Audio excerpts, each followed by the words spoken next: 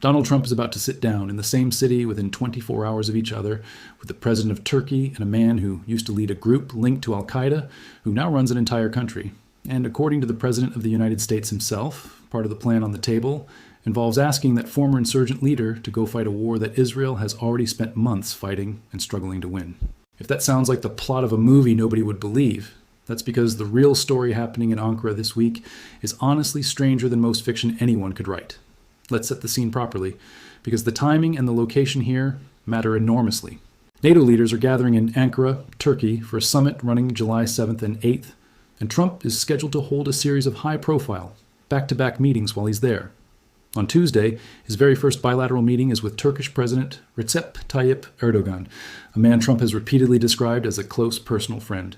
On Wednesday, Trump meets with Ukrainian President Volodymyr Zelensky for a scheduled hour, and then, immediately afterward, sits down with a man most Americans have probably never even heard of before this year, Syria's new president, Ahmad al-Sharaa. Now, before we get into exactly what's being discussed in these meetings, you need to understand who Ahmad al-Sharaa actually is, because his backstory alone tells you just how dramatically the entire political map of the Middle East has shifted over the past couple of years. Al-Sharaa led a group called Hayat Tahrir al-Sham, an Islamist rebel organization with roots tracing directly back to al-Qaeda. His forces swept into Damascus back in December of 2024 and brought an end to more than 5 decades of rule by the Assad family, one of the most brutal and entrenched dictatorships anywhere in the modern Middle East. Today, he is Syria's de facto president, widely recognized now simply as Syria's new leader. Think about the sheer scale of that transformation for a second. A man who commanded a militia, once designated a foreign terrorist organization by the United States government, is now being welcomed to sit down directly with the President of the United States at a NATO summit, treated as a legitimate head of state, and this isn't even the first time these two men have met either. Back in November of 2025, al-Sharaa actually visited the White House, where Trump shook his hand directly, a photograph that circulated widely at the time, specifically because of how symbolically loaded that handshake actually was. Trump later described their conversation as constructive and revealed something that adds a whole other layer to this entire story. According to Trump, both Saudi Arabia's Crown Prince Mohammed bin Salman and Turkey's President Erdogan had personally pressed him to lift sanctions on Syria, arguing that without that kind of economic relief, the country would have no real chance to actually rebuild after more than a decade of devastating civil war. So even before this week's Ankara summit, there was already a coordinated diplomatic push underway, with multiple major regional players actively lobbying Washington on Syria's behalf. There's a genuinely striking historical irony sitting underneath this entire relationship too, one that's easy to lose in the day-to-day diplomatic headlines. For years, the United States maintained a bounty on al-Sharaa's own head, treating him as a wanted terrorist figure tied to groups Washington had spent nearly 2 decades actively fighting across Iraq and Syria. Now, that same man is being hosted at the White House, meeting privately with America's Secretary of State, and sitting across the table from the President of the United States at a NATO summit, being treated as a legitimate partner in managing regional security. That kind of transformation doesn't happen because a person's entire worldview suddenly changes overnight. It happens because the practical, strategic calculations in Washington shifted dramatically once Assad fell, and once it became clear that al-Sharaa's government was the new reality on the ground in Damascus, whether anyone found that reality comfortable or not. So why does any of this matter enough to build an entire video around? Because of one specific comment Trump has made, repeatedly in public, that has genuinely stunned observers across the entire region. At last month's G7 summit in France, Trump suggested that Syria, under al-Sharaa's leadership, could actually take on the job of fighting Hezbollah in Lebanon, a role currently being carried out by Israel. Trump's exact reasoning, according to his own remarks, was that al-Sharaa is, in his words, very good with Hezbollah, and does not like them, adding that Israel has been fighting Hezbollah for too long, with too many people being killed in the process. Sit with that for a second, because it's an extraordinary thing for an American president to say out loud. Trump wasn't just suggesting Syria could play some minor diplomatic role in easing regional tensions. He was floating the idea that a country still actively rebuilding from 13 years of brutal civil war, led by a man who commanded an Islamist insurgency less than 2 years ago, might be better positioned to fight Hezbollah militarily than Israel itself, one of the most technologically advanced and battle-tested militaries on the entire planet. Al-Sharaa's own response to this idea has been consistent and blunt every single time it's come up. He has said plainly that he has no interest in taking on that kind of military role. He's also suggested that Trump's comments were misconstrued, even though Trump has kept repeating the exact same suggestion multiple times since then, in multiple different settings. That's a genuinely fascinating disconnect to watch play out in real time. The President of the United States keeps publicly floating an idea, and the very leader he's floating it about keeps publicly, politely, but firmly shutting it down over and over again without that repeated rejection actually stopping Trump from bringing it back up. Israel's own reaction to this entire idea deserves real attention too, because Trump's suggestion doesn't just involve Syria and the United States. It directly implicates one of America's closest allies in the region, an ally that spent months in a grinding, costly fight against exactly the same enemy Trump is now suggesting Syria could handle instead. Israel has fought Hezbollah in Lebanon for decades, with the most recent chapter escalating dramatically after October 2023, and Israeli forces currently occupy roughly a fifth of Lebanese territory as part of what they call an ongoing security buffer zone. For an American president to publicly suggest that a brand new Syrian government, led by a former Islamist insurgent commander, might actually be more effective at handling Hezbollah than Israel's own military is an extraordinary statement to make about a longtime ally still actively fighting that exact war. It's not hard to imagine how uncomfortable that framing would land in Jerusalem, even if nobody there says so loudly and publicly, in the middle of an already delicate diplomatic moment. There's a very practical reason behind al-Shara's reluctance too, and it's worth understanding exactly why jumping into a fight with Hezbollah would be an enormous gamble for him specifically. Syria is still in the middle of rebuilding itself after 13 years of civil war. Al-Shara's own government doesn't even control the entirety of Syrian territory yet. His military capacity remains limited and largely untested against a genuinely sophisticated, battle-hardened adversary like Hezbollah, a group that has spent decades building up its own arsenal and combat experience, backed for years by direct support from Iran. Getting pulled into an active war in Lebanon right now would risk completely destabilizing a brand new government that desperately needs to consolidate its own power and legitimacy first, before it can even think about projecting military force somewhere else. From al-Shara's perspective, agreeing to fight Hezbollah on Israel's behalf isn't a strategic opportunity. It's an existential risk to everything he's currently trying to build. So if al-Shara keeps saying no, why does this meeting in Ankara actually matter so much? Because the Hezbollah question is really just one small piece of a much bigger negotiation happening underneath the surface, one that's ultimately about what Trump is prepared to offer Syria in exchange for cooperation, and what kind of relationship the United States is willing to build with this entirely new Syrian government going forward. According to Trump's own public comments, what Syria genuinely needs most right now is sanctions relief, reconstruction assistance, and formal diplomatic recognition as a legitimate government, the kind of full package that would let al-Shara's administration actually start rebuilding the country's shattered economy and infrastructure after over a decade of war. That's the real currency being negotiated here. Trump gets to test how far he can push Syria toward playing a bigger, more active role in managing regional security problems, particularly around Hezbollah and Lebanon, problems the United States is clearly eager to offload onto other regional players wherever it possibly can, and al-Shara gets to use his growing relationship with Washington and with Erdogan as leverage to finally unlock the kind of economic support his country desperately needs in order to survive its first real years of peace in over a decade. That brings us to Erdogan, whose role in this entire story runs a lot deeper than simply hosting a summit in his own capital city.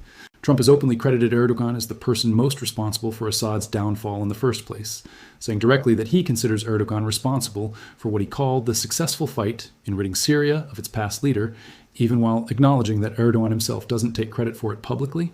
Turkey has spent years backing various rebel factions inside Syria, including groups connected to the coalition that eventually toppled Assad, and Erdogan has clearly positioned himself as the single most influential outside power shaping Syria's political future going forward.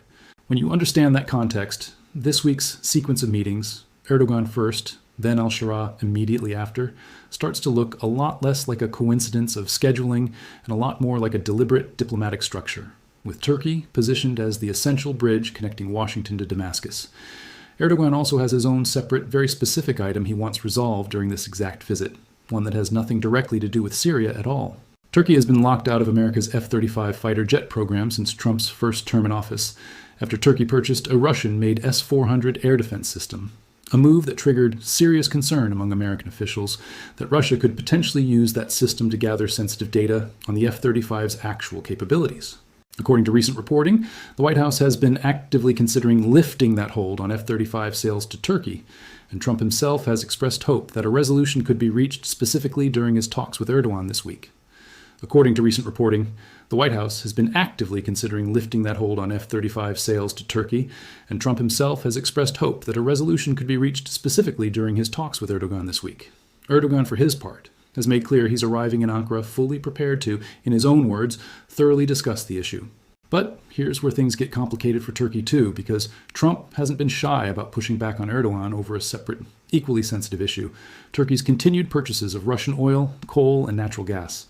Since January of 2023, Turkey has purchased more than $90 billion worth of Russian energy, trailing only China and India globally in how much it's bought from Moscow during that exact same window of time.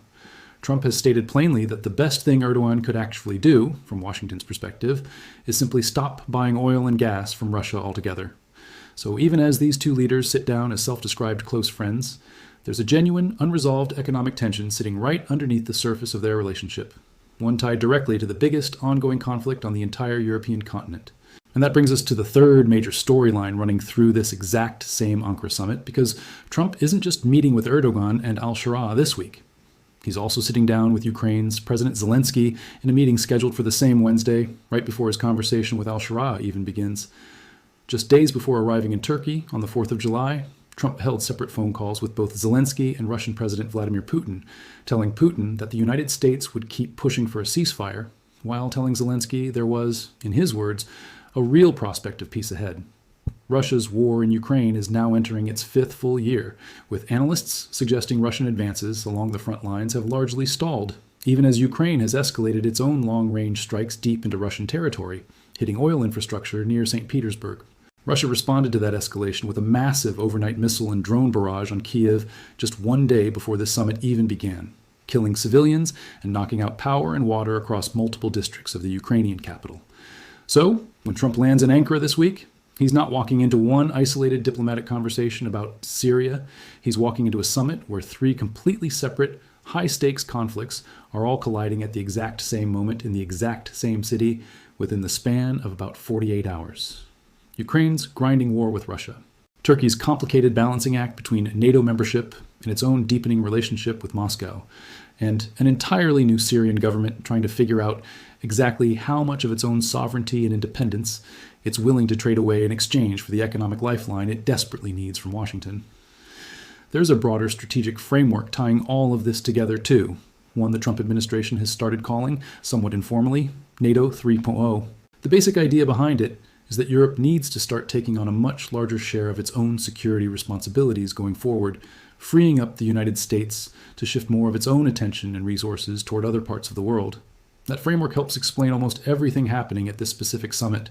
With Zelensky, it means continuing to push Ukraine towards some kind of negotiated resolution to the war, rather than the U.S.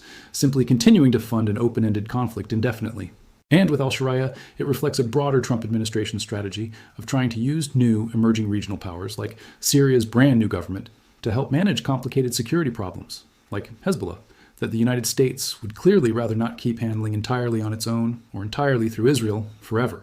Defense Secretary Pete Hegseth added even more weight to that broader shift recently, announcing in a pointed speech to NATO defense ministers that the United States would be conducting a full 6-month review of its military forces stationed across Europe, a move that reportedly caught several allied countries off guard, since they had expected more direct coordination with the Trump administration during any kind of transition like that. When you put all of these pieces together, the picture that emerges is one of an American administration actively trying to redraw the map of who's responsible for what across multiple regions simultaneously, all happening in real time, all converging at this one specific summit in Ankara. So what's actually likely to come out of these meetings? Based on everything reported so far, it seems unlikely that al-Shara walks away from Ankara, having suddenly agreed to send Syrian forces into direct combat against Hezbollah. He's already rejected that specific idea publicly, multiple times, and the practical risks to his own fragile government remain enormous. But that doesn't mean this meeting accomplishes nothing. Even without a dramatic military commitment, there's a very real, concrete deliverable potentially sitting on the table: meaningful sanctions, relief for Syria, continued diplomatic normalization, and a clearer public signal from Washington about exactly how much support this new Syrian government can expect going forward in exchange for at least some level of continued cooperation on regional security matters, even if that cooperation stops well short of an actual war with Hezbollah. This week's meetings also aren't happening in a diplomatic vacuum either. Secretary of State Marco Rubio had already met directly with al-Shariah on the sidelines of the United Nations General Assembly, laying some of the groundwork for exactly this kind of higher-profile engagement between Washington and Damascus. That earlier meeting matters because it shows this relationship has been building steadily over months through multiple channels and multiple levels of the American government, rather than emerging suddenly out of nowhere this week in Ankara. By the time Trump and al-Shara actually sit down together at this NATO summit, both sides have already had considerable time to figure out where they genuinely agree, and where the real sticking points, like Hezbollah, still remain unresolved. For Erdogan, the most concrete, measurable outcome to watch for is whether that F-35 hold actually gets lifted, a decision that would carry real, lasting consequences for the broader balance of military power across the entire eastern Mediterranean region, especially given Turkey's already complicated, occasionally tense relationship with Israel over both Gaza and Syria. And for Zelensky, the real question hanging over this entire summit is whether Trump's public optimism about a real prospect of peace actually translates into any kind of concrete new pressure on Russia, or whether it ends up being another example of hopeful, encouraging language that ultimately doesn't shift the underlying, grinding reality on the actual battlefield. What makes this specific moment in Ankara genuinely remarkable, when you step back and look at the full picture, isn't really any single decision that might get made in any one of these individual meetings. It's the sheer fact that all three of these storylines are happening at once, in the same city, within such a tight window of time. A NATO summit built around Europe reshaping its own security responsibilities. A Russia-Ukraine war entering its fifth grinding year with no clear resolution in sight. And a brand new Syrian government, led by a former insurgent commander, being actively courted by the President of the United States as a potential new player in managing one of the most volatile, deeply entrenched conflicts in the entire Middle East.